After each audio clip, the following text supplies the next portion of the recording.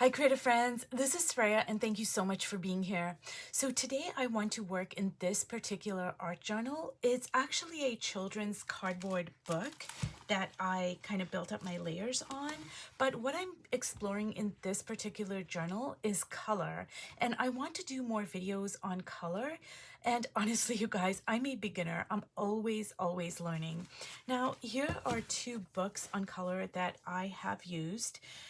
This one is called The Color Mixing Bible by Ian Sidaway. It's a really old book. I actually think I bought it at a library sale, and he goes into great detail. So for instance, he has a chart for soft pastels, and then he has another one for watercolors and another one for acrylics. And I have looked through this book, but I haven't used it as much.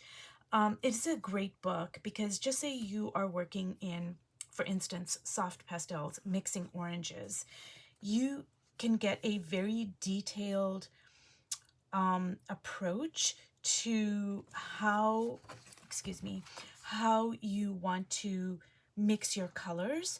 So he goes into like, okay, I'll give you an example. He goes Sennelier Orange Lead 037, and then, you know, you are going to get this color over here and you mix it with this particular color. So it's a very precise way to mix color, which doesn't really work for me, honestly. I mean, it is a great book to have, but I don't use it as much as I could, I guess. Now, this book over here is one that I gravitate towards more. It's called Blue and Yellow Don't Make Green, and it's by Michael Wilcox. Now, this particular book, it goes into a very detailed explanation of how the traditional understanding of color is wrong. He talks about undertones and how different pigments absorb and reflect light. Now, please let me know if you want me to make a separate video about this particular book and his approach. I really more so gravitate towards this book, but they're both really good books. It just depends on, I'm sorry, I'm getting paint all over my fingers here.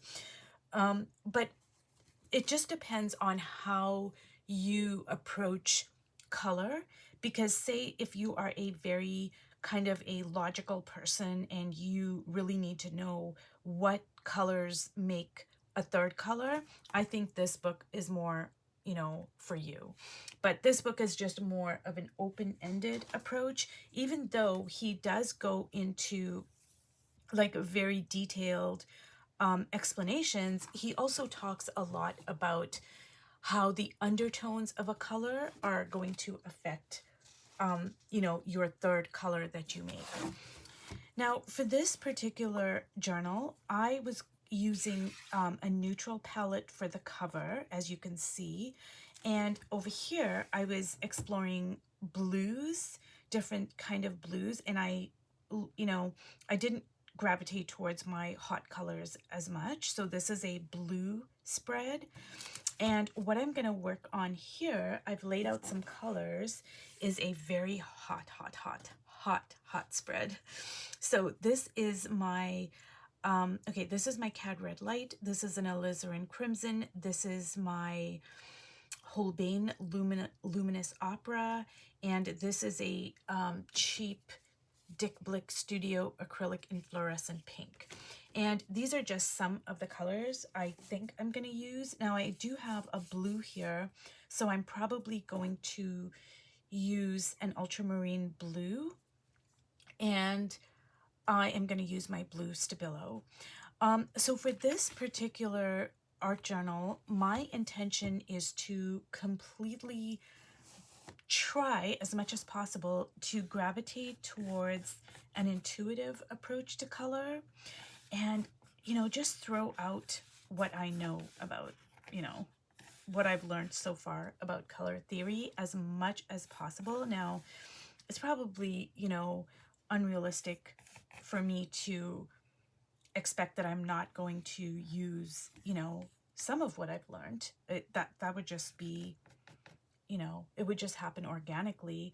But I'm going to really try to just experiment and, you know, just do what I love what I love, do what I love, and just, you know, throw the rest out. Like, I don't care. I don't care if I'm not supposed to use all hot colors. If I want to, I'm going to. That's my approach for this book. That's my intention for this particular journal. And I always try to have approaches and intentions for my art journals. Sometimes I have to journal about it, and sometimes they just come to me like very strongly, like, hey, this is what I want to do. And in this book, that was just something that just came to me like very strongly. I didn't have to journal about it or anything. I was like, you know what? I am doing this, and this is what I love, and this is what I'm going to do. So right off the bat, I want to make this into a gorgeous, a luscious, wet mess of a radiant sun. Right off the bat. I know that's what I want to do. And I'm going to just drop a little bit of the orange there. And I'm going to bring some of that into there. And you guys, I would appreciate if you guys would let me know if you want to see more videos on color. And I've made a few videos on color, but I haven't done a whole lot, to be honest. And the reason why is because I just feel like there's so much I have to learn about color. And you know, I'm just like, there are artists who devote their entire lives, you guys, to studying color.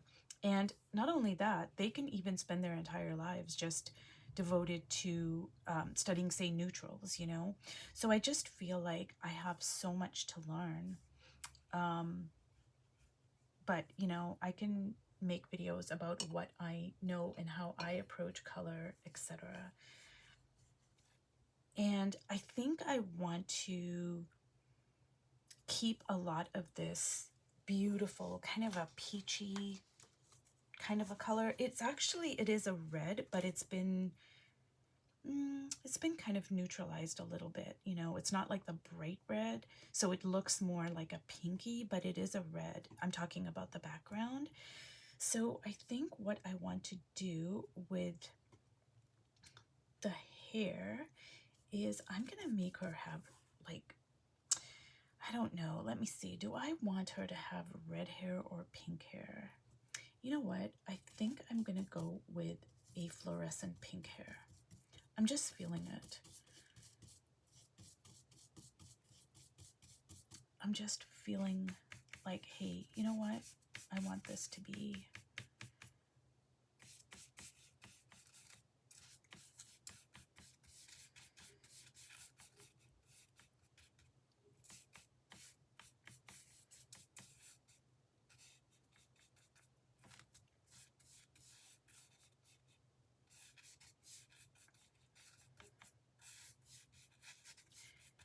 Now, in order for that to stand out, I may need to change the background color, which I don't want to do, but we'll see how this goes.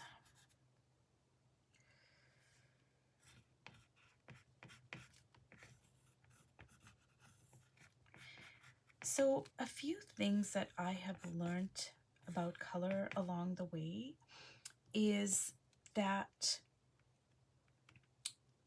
you know, color is very culturally specific. We might not think about that at first. We might not think, we might just assume like, oh, well, you know, color is, it has universal meanings. And yeah, to some degree, color does have a universal component to it because color is very symbolic. But it also has a different layer, another layer. And so I'll give you an example with red. In Western cultures, red generally symbolizes fertility and creativity, etc., all of those things. And I think those are universal. But it also has an element of danger to it. That's why it's used for, say, stop signs and a lot of different signs like poison, like on a bottle. It has red in it because it does like have this kind of like danger element to it, symbolically speaking. But say in Indian culture, red does not have that danger component to it. It is only associated with positivity, like creativity, fertility, abundance, youth, just all of those things. And it doesn't have that negative component to it. And I'm sure different cultures are going to be different. Now I think I do want to bring in some yellow to the mix because I see a little bit of yellow over there, and I do still want it to be, let me see here. So even though I am going with more of a red, I'm still using other colors. So let me see here. I think I'm gonna bring some yellow into the mix here.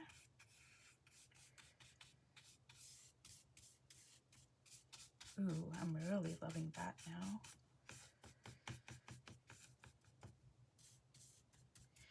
And I want to, let me see, I'm gonna bring some of it in to there. Now it's mixing with the blue Stabilo and it's making a green, which is, that's okay. That is okay. And I'm kind of like thinking about the background, and when I don't know what to do, I kind of ask myself the question like, hey, what should I do with the background? I do like the, this pinky red here, but I also want the red of the hair and the sun to stand out, and I feel like right now they're getting lost, but I don't want to bring in a neutral. I don't want to bring in, say, a black, not right now anyways. I want to stick with my theme of like red. So what I am thinking of doing is just going super, super bold and maybe adding this cadmium red light, which is actually an orange. And I'm just really feeling it. So I'm just going to go for it and just, ooh, yeah, okay, I really like that. Ooh, I'm really, really loving that. And I'll try to see if I can keep some of this pinky part here.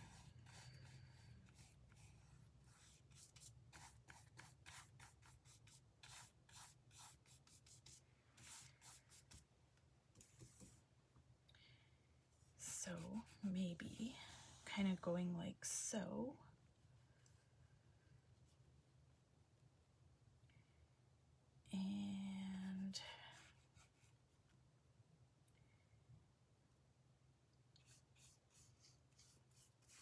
And I'm really loving this collage here, the dictionary pages. So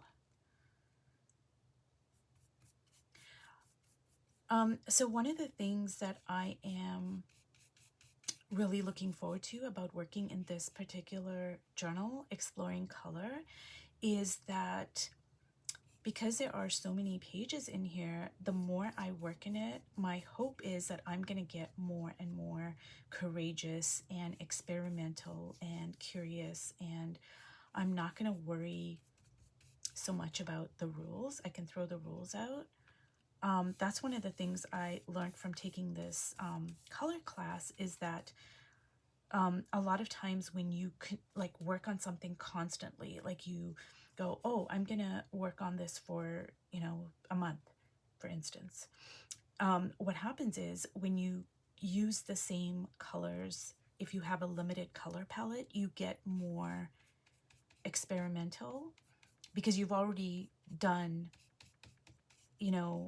all the other ways of doing it. And so now you're like, oh, well, on the 50th time of mixing these exact same colors, you get more bolder, and you just like throw the rules out.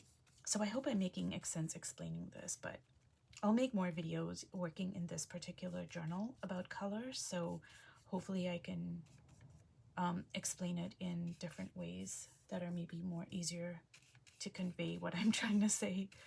Sometimes it's hard to like articulate my thoughts while I'm painting. Okay, so I'm really, really loving this orange. I mean, who knows? That might, that might change, but for right now, I'm really loving that orange, and I'm just gonna go in with the yellow here. Okay, you guys, so I am going to let this completely dry, but for right now, this is my hot, hot, hot spread. So I would say that this is a mostly, I mean, I started off thinking I'm gonna do like just the reds and the pinks, but I did put in this yellow here. So, but it's still a hot spread. It's very hot. So I don't know. I don't know how it's gonna turn out, but I'm really happy with the direction that it's going. So thank you so much for watching this video, and I will see you in my next video. Bye.